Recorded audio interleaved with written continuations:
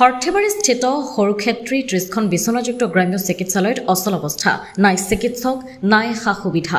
বৃহত্তৰ অঞ্চলটোৰ ৰাইজে জমৰ যন্ত্ৰণা ভুগিবলগীয়া হৈছে। সমগ্ৰ অঞ্চলটোৰ ৰাইজৰ ভৰসাৰ স্থলী এই চিকিৎসালয়লৈ দৈনিক আহে শ শ ৰোগী। দুৰ্ঘটনাপ্ৰৱণ অঞ্চল হিচাপে চিহ্নিত সৰ্থেবাৰীৰ বাবে অত্যন্ত গুৰুত্বপূৰ্ণ এই চিকিৎসালয় এতিয়া পতো লগা হৈ পৰাত অঞ্চলটোৰ ৰাইজ বিপদত পৰিবলগীয়া হৈছে।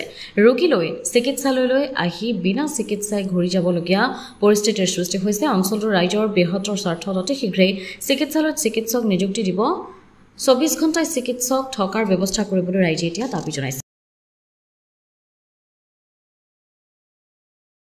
আজি ১৫ দিন ধৰি আমি দেখি আছো ছ'চিয়েল মিডিয়াত চলি আছে যে এখন ডক্টৰ নাই। এজন যিজন ডক্টৰ আছে শামছুল হক নেকি, তেখেতক যদি আপুনি ফোন কৰে যে ছাৰ কিয় ডক্টৰ নাই, আপোনাক কেছ দিম। এই হ'ল এজন ডক্টৰৰ এখন ইনচাৰ্জৰ হস্পিটেলৰ মন্তব্য। কণ্ডিশ্যন আজি ঈদৰ দিনাখনৰ পৰাই চলি আছে, ঈদৰ আগদিনাখনৰ পৰাই। আৰু মই পৰহিও নাইট ডিউটিত আছিলোঁ, পৰহিও এনেকুৱা কেছ এটা আহিছিলে। সেই সময়তো মই তেওঁলোকক যিমান পাৰোঁ বুজাই তেওঁলোকক পঠাই দিলোঁ। তেওঁলোকে বহুত আমাকতো মাৰপিট কৰিব। সেইদিনাখন আমাৰ দেৱশইকীয়াও আছিলে ডিউটিত, আমি দুজনেই আছিলোঁ। তেওঁলোকেতো আমাকো মাৰপিট কৰিব উত্তম লৈ আহে, আৰু এইটো স্বাভাৱিক। তেওঁলোকে এটা ইম'শ্যন লৈ আহে, গতিকে তেওঁলোকে আমাক মাৰপিট কৰা বা বেয়াকৈ কোৱাটো আমি ধৰি থকা নাই। আজি কিন্তু নহয় খেতিয়াটো আমি ধৰি থকা নাই, কাৰণ তেওঁলোকে হেৰিত আহে আৰু এটা ইম'শ্যন লৈ আহে, এটা পেচেণ্ট লৈ আহে। যিহেতু সেইটো আমাৰ হস্পিটেলত চলি থাকে। কিন্তু আমিও কৈ আছোঁ ইনচাৰ্জজনক যে আমাৰ ইয়াতে ডক্টৰ লাগে। এতিয়া ১:৩০ বজালৈকে ডক্টৰে ডিউটি কৰে। আমাৰ ইয়াতে ৩জন ডক্টৰ বৰ্তমান ১:৩০ বজালৈ ডিউটি কৰে, তাৰপিছত ডক্টৰ নাপায় এতিয়া। হয়, এতিয়া আমি ধৰক আজি ৬ দিন এসপ্তাহ হৈ গ'ল ৰাতি ডক্টৰ নাথাকে। আমি ডিউটিত থাকোঁ, পাব্লিক আহে, পেচেণ্ট লৈ আহে, গালি আমি শুনিব লাগে, পেচেণ্ট এটেণ্ডেঞ্চ আপোনাৰ এগ্ৰেছিভ হৈ যায়। এতিয়া সেইটো ক্ষেত্ৰত ডক্টৰে নিজে কিবা এটা, আমাৰ ইনচাৰ্জ ছাৰে কিবা এটা ব্যৱস্থা ল'ব লাগে। কিন্তু আমাৰ ইনচাৰ্জ ছাৰে কয় ডক্টৰ নাথাকিলে আমি ডিউটিত থাকিলোঁ বাৰু, আমিতো ডিউটিত আছোঁ, কিন্তু আমি ডিউটিত থাকিলে আমি পেচেণ্টক কি দিম? আমিতো পেচেণ্টক কৰিব নোৱাৰোঁ। ডক্টৰছ অৰ্ডাৰ নোহোৱাকৈ আমি পেচেণ্টক না ট্ৰিটমেণ্ট দিব পাৰোঁ, না কিবা মেডিচিন দিব পাৰোঁ। এতিয়া ডক্টৰ নোহোৱাকৈ আমি একো দিব নোৱাৰোঁ, যাতে পেচেণ্টটোতো আমি ঘূৰাই পঠাব লাগে। এতিয়া আমাৰ ইনচাৰ্জ ছাৰে কিবা এটা হয়তো ভাবিব লাগে, যদি ৰাতি ডক্টৰ নাথাকে তেনেহ'লে মেডিকেলখনত তলা এটা লগাই থৈ দিওঁ। আমাক ইয়াতে ৰাখি কেনে আমাকতো চৰকাৰে এপইণ্টমেণ্ট দিয়া নাই যে পেচেণ্টৰ গালি শুনিবৰ কাৰণে, পেচেণ্ট এটেণ্ডেঞ্চৰ গালি শুনিবৰ কাৰণে। সৰ্থেবাৰী ৩০খন বিচনাযুক্ত CHC-খনত আজি এজনো ডক্টৰ নাই। এতিয়া ৰাতি আমি ৯টা বজাত চাৰে আঠটা বজাত ইয়াত আহিছিলোঁ পেচেণ্ট, কিন্তু আমি এজনো ডক্টৰ পোৱা নাই। এনেকুৱাটো আগত হোৱা নাছিল। এই শামছুল হক বুলি যিজন বৰ্তমান যিজন ইনচাৰ্জ, ১টা বজাৰ পিছত ইয়াতে কোনো ডক্টৰ নাথাকে। গতিকে বিভাগীয় কৰ্তৃপক্ষৰ ইয়াৰে কাৰণে কি ব্যৱস্থা লোৱাৰ কাৰণে মই বিভাগীয় কৰ্তৃপক্ষক সৰ্থেবাৰীস্থিত ৩০খন বিচনাযুক্ত সৰুক্ষেত্ৰী গ্ৰাম্য চিকিৎসালয়খন হৈছে সমগ্ৰ অঞ্চলটোৰ কাৰণে অত্যন্ত গুৰুত্বপূৰ্ণ এখন চিকিৎসালয়।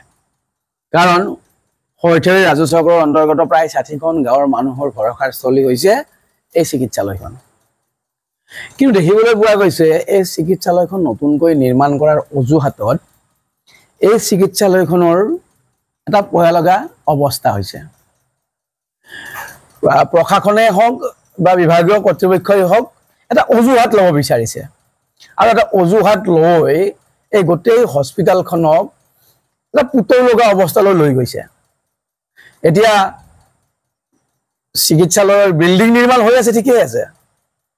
আমি ২০০খন বেডযুক্ত এখন চিকিৎসালয় পাম বুলি অতি আশাৰে বাট চাই আছোঁ। কিন্তু এই সময়ত যিখিনি মানুহৰ বেমাৰ আজাৰ হ'ব, দৈনিক যিখিনি বেমাৰ আজাৰ হৈ আছে, বা এই অঞ্চলটো যদি এটা দুৰ্ঘটনাপ্ৰৱণ এটা অঞ্চল, এই যে নৈতিকভাৱে যে দৈনন্দিনভাৱে যে যিবিলাক দুৰ্ঘটনাগ্ৰস্ত লোক আছে, তেওঁলোকৰ চিকিৎসাৰ ক্ষেত্ৰত কি ব্যৱস্থা গ্ৰহণ হ'ব? এতিয়া এই চিকিৎসালয়খনত চিকিৎসক নাই। আবেলি হোৱাৰ পিছৰ পৰা আৰু সন্ধিয়া হোৱাৰ পিছৰ পৰা আৰু তাত চিকিৎসক নাপায়। সন্ধিয়া যদি কিবা এটা দুৰ্ঘটনা হয়, তেওঁলোকে দৌৰি চিকিৎসালয়খনলৈ আহে, কিন্তু কোনো এগৰাকী চিকিৎসকে তেওঁলোকে নাপায়, বিমুখ হৈ ঘূৰি যাবলগীয়া হয়। এয়া সমগ্ৰ অঞ্চলটোৰ কাৰণে এটা ভয়ংকৰ ঘটনা। আৰু গোটেই অঞ্চলটোৰ এই গুৰুত্ব বুজি